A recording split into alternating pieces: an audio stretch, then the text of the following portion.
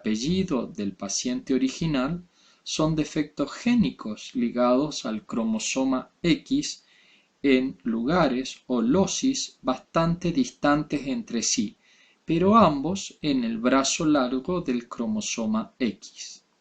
La hemofilia A, que se asocia con un defecto del factor 8 de la coagulación, es 3 o 4 veces más frecuente que la B, que corresponde a un defecto del factor 9. Estos factores son proteínas que actúan en la cascada de la coagulación sanguínea, donde una serie de factores van siendo activados hasta convertir la protrombina en trombina, como veremos más adelante. Proteína que actúa sobre el fibrinógeno soluble del plasma y lo convierte en coágulo de fibrina. La hemofilia clásica o A ocurre en 1 de cada 10.000 varones nacidos vivos. La B afecta a 1 de cada 40.000. Los síntomas de ambas son parecidos. Se producen grandes hemorragias por pequeños traumatismos y a veces parecen hematomas internos espontáneos. Es característica la hemorragia intraarticular, hemartrosis, que lleva a la fibrosis y a graves deformaciones fundamentalmente de las articulaciones. Las extracciones dentarias pueden provocar hemorragias graves. El tiempo de coagulación es muy prolongado, así como el tiempo parcial de tromboplastina con niveles normales de plaqueta y fibrinógeno. El nivel sanguíneo de factor 8 varía entre menos del 1% en las formas severas, frecuente, y 2 a 7% en las formas moderadas, y un 20% de lo normal en la forma leve. La transfusión y luego la administración intravenosa de globulina antihemofílica factor 8 purificado mejoran apreciablemente el pronóstico, sin embargo, no tienen o no están desprovistas de algunos efectos adversos. Actualmente, la vigilancia más estricta y el uso de concentrado de factor 8 para inactivar ciertos gérmenes que pueden asociarse, podemos tener un tratamiento muy adecuado de la hemofilia. Observen ustedes en la proyección que la madre puede ser portadora y el padre, ¿no es cierto?, cada vez que posee el gen hemofilia lo expresa. Y fíjense como de una madre portadora y de un padre hemofílico tenemos una hija portadora, una hija hemofílica, un hijo normal y un hijo hemofílico. Ahora, es importante tener presente que la mujer puede ser normal o puede ser normal portadora. Es inviable habitualmente que exista una hija hemofílica. ¿Por qué? Porque el gen en estado de homocigota es mortal. En cambio, en el hombre, fíjense, el genotipo puede ser XY normal y XY con el X portador. Vale decir, en la hemofilia la mujer es portadora y el hombre, siempre que el gen está presente, se expresa y es enfermo. Abordamos ahora la síntesis proteica. Las células sintetizan muchas sustancias químicas para mantener la homeostasis y el funcionamiento celular. La mayor parte de este funcionamiento está consagrado a la síntesis de diversos tipos de sustancias, pero fundamentalmente de proteína. Estas, por un lado, determinan características físicas y químicas de las células y, por supuesto, de los organismos de los cuales ellas forman parte. Las proteínas sintetizadas están destinadas a las más variadas funciones, ya sean para el ensamblado de estructuras celulares como la membrana plasmática, el citoesquelético o bien la formación de los orgánulos celulares. En otras ocasiones, esas proteínas sintetizadas en la célula sirven como enzimas o anticuerpos, vale decir, diferentes funciones relacionadas con la célula o con el organismo del que éstas forman parte. Así como el término genoma designa a todos los genes del organismo, el término proteoma se refiere a todas las proteínas presentes en el organismo.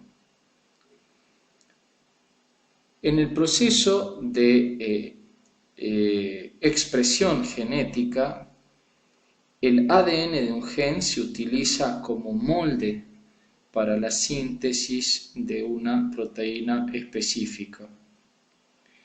Y para que este proceso de decodificación de las órdenes que están almacenadas en la molécula de ADN a través de los genes tenga como destino final la producción de una proteína, es que primero se inicia con un proceso denominado apropiadamente transcripción.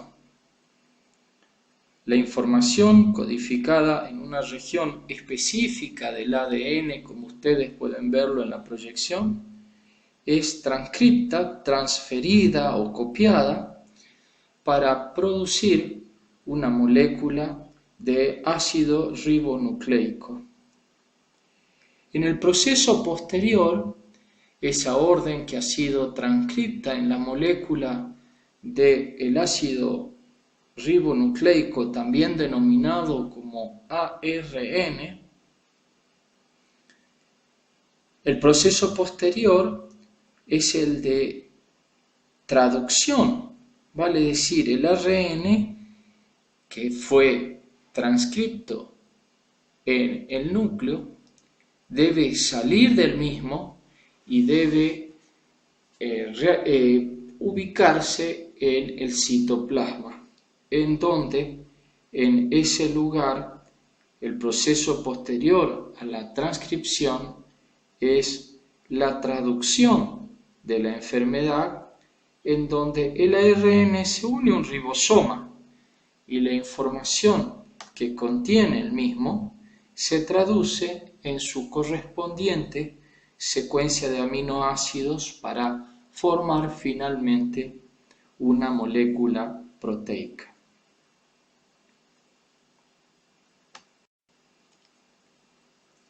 El ADN y el ARN almacenan la información genética en grupos de nucleótidos. Esa secuencia de 3 nucleótidos se llama tripletes de bases. Cada triplete de base del ADN es transcripto como una secuencia complementaria de 3 nucleótidos que en conjunto reciben el nombre de codón. Un codón dado especifica un aminoácido en particular. El código genético es el grupo de reglas que relacionan la secuencia de los tripletes de base del ADN con su correspondiente codón de ARN y a los aminoácidos que estos codifican. Y ustedes pueden ver que la molécula de ADN en su configuración cuaternaria se separan los puentes hidrógenos y aparece el ARN que va secuenciando a manera de complementarias la hemimolécula del ADN y se va generando de manera complementaria utilizando en reemplazo de la timina el uracilo, los diferentes aminoácidos que van a contener la transcripción de la orden desde el ADN en una molécula monocatenaria de ARN. En este caso, el ARN está denominado como ARN mensajero. Esas bases púricas y pirimídicas complementarias forman una especie de triplete que, como ya dijimos, se denominan codones, y cada codón está formada, como ustedes pueden ver en la proyección sobre la margen derecha, por 3 bases nitrogenadas. Durante la transcripción tiene que realizarse este proceso, que es un proceso nuclear, y que a partir del molde de ADN se generan 3 tipos de ARN.